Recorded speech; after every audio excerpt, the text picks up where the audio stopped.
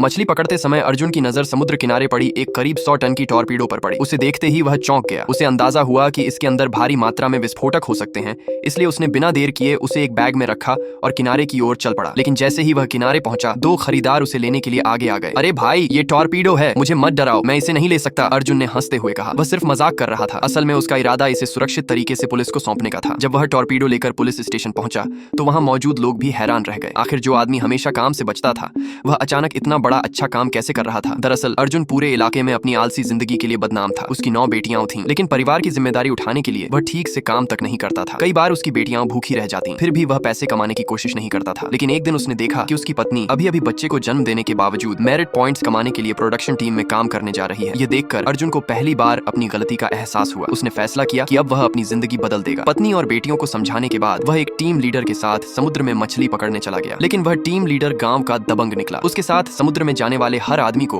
अपनी पकड़ी हुई मछलियों का 80% हिस्सा उसे देना पड़ता था। अर्जुन को यह बिल्कुल पसंद नहीं था। तभी अचानक उसकी नजर पानी में एक बेहद बड़ी पीली क्रोकर मछली पर पड़ी। मछली का वजन करीब 100 पाउंड था। अर्जुन ने बिना सोचे समुद्र में छलांग लगा दी और कुछ ही देर में उसे पकड़ लिया। लेकिन तभी दबंग ने अर्जुन को पकड़कर वापस किनारे पहुंचा दिया और उसे समुद्र में छोड़ दिया। यह खबर जब उसकी पत्नी और बेटियों तक पहुंची तो उन्हें लगा कि अर्जुन समुद्र में डूब गया है। वे फूट फूट कर रोने लगी। उन्हें क्या पता था कि अगले ही पल अर्जुन खुद उनके सामने खड़ा होने वाला था। जैसे ही अर्जुन किनारे पहुंचा, दबंग की आंखें फटी रह गईं। अर्जुन ने उसकी पीठ पर जोरदार थप्पड़ मारा और फिर अपने हाथ में पकड़ी विशाल पीली क्रोकर उसके सामने कर दी। मछली की शानदार क्वालिटी देखकर कई खरीदार तुरंत उसे खरीदने के लिए तैयार हो गए। लेकिन अर्जुन को उनके दाम बहुत कम लगे। उसने साफ मना कर दिया। तभी संयोग से शहर का एक बड़ा खरीदार वहां पहुंच गया। उसने मछली देखते ही अर्जुन को सीधे 10,000 युआन देने की पेशकश कर दी। अर्जुन ने तुरंत सौदा कर लिया। पैसे मिलते ही वह अपनी पत्नी और 9 बेटियों को घर ले गया। घर पहुंचकर उसने पत्नी से कहा कि अब वह अपनी बेटियों को स्कूल भेजना चाहता है। उसकी पत्नी यह सुनकर हैरान रह गई। उस समय गांव में लड़कियों का स्कूल जाना लगभग बेकार का खर्च माना जाता था। लेकिन अर्जुन ने तय कर लिया था